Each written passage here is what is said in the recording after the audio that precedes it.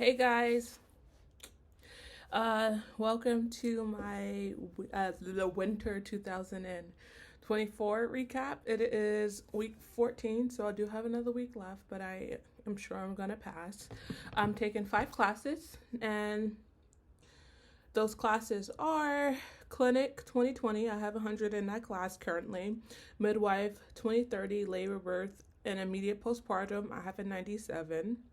Um, Midwife 240 postpartum care, I have a 98. Midwife 260 clinical testing, I have a 98.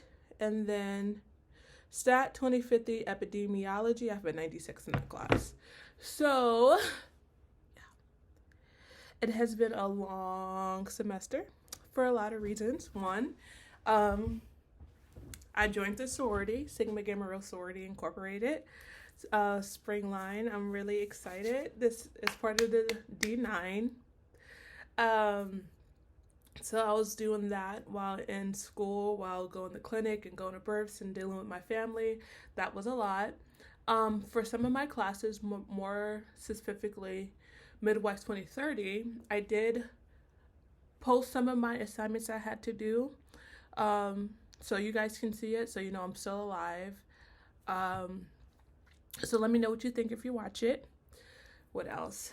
What else? Sorry. I'm drawing a blank. I had a lot of stuff I wanted to say. I'm doing really good in clinicals. I attended a lot of births this term. However, I only have like 2 that counted. I caught my first baby this term. It was a water birth, and it was perfect. Also worked on some skills. I did one vaginal exam. If you're ever nervous about trying a new skill, just do it. You don't know what you're feeling for, just do it. The more different cervixes you feel for, more vaginal exams you feel, more abdominal palpations you feel on different gestations, the more you'll get better at it, the more you're feeling around. Right now is just getting comfortable with that anatomy. And somebody told me that when I first started with abdominal palpations, and I was just like, I don't know what I'm feeling for. They said, don't worry about trying to make out what is a vertex or what is transverse or where the baby's at or the lie or attitude, whatever. Just touch everything, and then eventually it's going to start making sense. And 100% true. Am I still the best at abdominal palpation? 100% no. But I still touch, and I'm excited to have that opportunity to do a vaginal exam because it makes it feel like everything is getting like real, and had that opportunity to catch a baby because everything is feeling like it's getting to be so freaking real. Off school tangent, I have been reading books. So along with everything I said I've been doing before, I went through the whole Bridgerton books. This term, I started reading all of the Court Thorns and Roses, and now I have another series that I'm going to read, and then I'm going to hop back on to Crescent City. So I have been busy this term. Let's see what else. So I'm just going to go through all of my classes and my experiences in those teachers. So Clinical 2020 is a really chill class. We do, since this is my second term with Clinic 2020, we have something called Chat and Choose, which are really good, and it's just a chance for you to connect with everybody in the assist phase. We had 2 or 3 of those this term, and it's just like, hey, as a student, you have this problem with your preceptor, or you have something good, or just different perspectives on things. So I really like Chat and Choose. The class is really easy. It's not the class itself that's hard, it's the requirements. So it's where you are going to need those verses, where you're going to need those clinical hours, it's going to where you need those skills. So I think that's why the coursework itself is pretty light, because you are having more of that clinical experience that you need. Like, you need those prenatals, you need those postpartums, newborn exam, blah blah blah. So they're giving you a chance to do that. Next up is Midwives 2030. So currently for 2024, we do have the same teacher. This is my 3rd time with this teacher, Gina. The course, I think, is a 4-credit course. credit load. So the class is very dense. There are like 1,000 assignments. Some of them like write 2 pages for 25 points, which for me was kind of hard to get by, because for me 25 points is the size of a participation, and I feel away when you have to do 25 points for something that's only like a same part as a participation grade. You do have an exam in this class. I actually took mine yesterday. As of now, you guys probably won't care. We are now using a new testing program. It's called ProctorU. Before we were examining, so it was a lot of learning curves with that. As again, if you look at my other assignments for this term on this page, you'll see that I did do a lot of it and allowed you guys to see it. So if you needed to look at it for reference, you do a lot of journal articles. When I say journal, you think of reflection and how you feel. However, you are presented with a case study and you have to use like factual based evidence for that. Or if you have to also reference schoolwork. So like say the mom is tired because of dehydration. What do you think about it? And your journal reflection, you're like, okay, according to blah, blah, blah, this is why she may be tired, or why the maternal exhaustion may have occurred. So next one is postpartum midwife 24 Day to Teacher. Is super good. I love her a lot. She teaches from passion. She understands. She doesn't just read from the slide, which I appreciate a lot because it's an online school, and a lot of times people read from the slide. A lot of times people are teachers and not very good. A lot of times people teach but not teachers, which is a difference.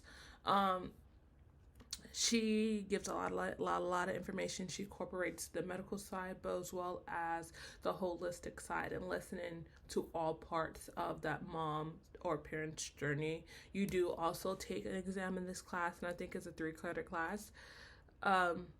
If you take this class, get used to making client handouts, because you will do a lot. Next class is Midwife 2060. You learn clinical testing, which is really important because, of course, as midwives, we do testing. We do clinical testing for initial testing. We do it for 28 weeks. We do it for 36 weeks. And you have to, or you do it if somebody has symptoms, signs and symptoms of something. So get used to reading those results and understanding what they mean, or if they have some protein in their urine with leukocytes and stuff like that. What does that mean? And that's what the class is. Or a lot of assignments we did in this class was clinical testing forms. So it's just basically a quick sheet like, oh, the mom has preeclampsia. This is like the signs within normal. This is what to look for. This is what you test for. When do you refer? Which is really good. A lot of people think it's busy work, and 100% it is right now. However, once you become licensed or have your own practice, it's good to have that busy work for a quick reference. I'm very grateful for it, because a lot of the stuff that, like, they're preparing you not for a degree, but as well as a successful practice outside of it.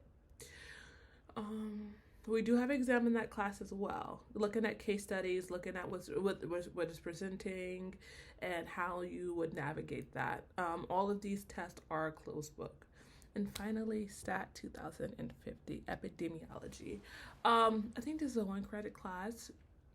Stephanie is a teacher, amazing teacher.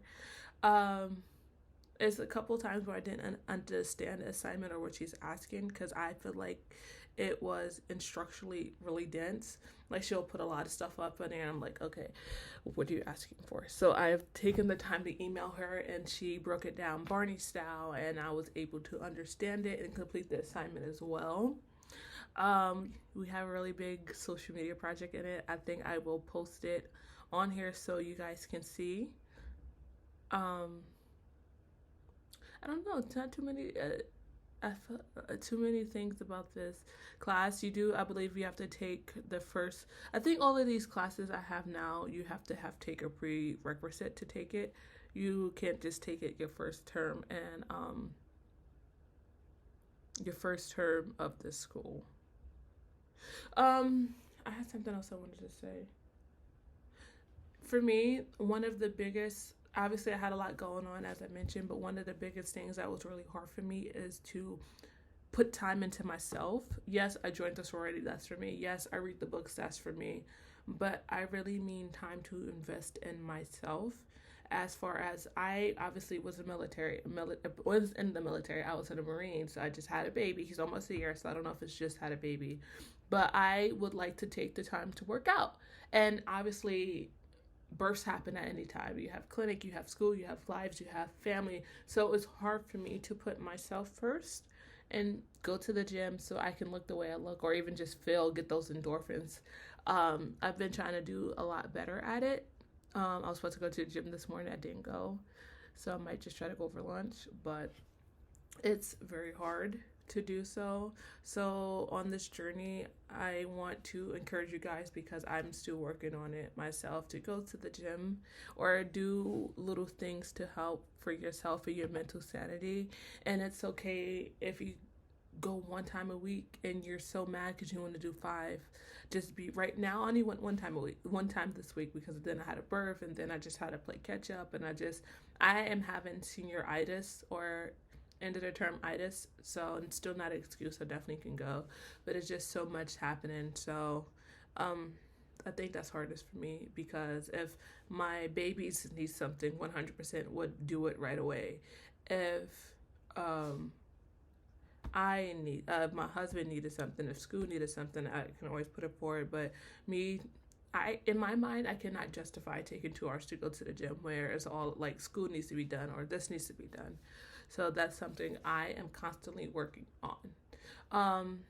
I haven't been doing any other videos besides my recap videos as far as like day in the life, because I don't know what you guys want, as well as I don't have a lot of feedback from you guys, and I don't want to overdo it. I am constantly posting small little snippets on my Instagram and my TikTok, and I'm kind of moving into book talk because I've been reading and I just want to share it with the world.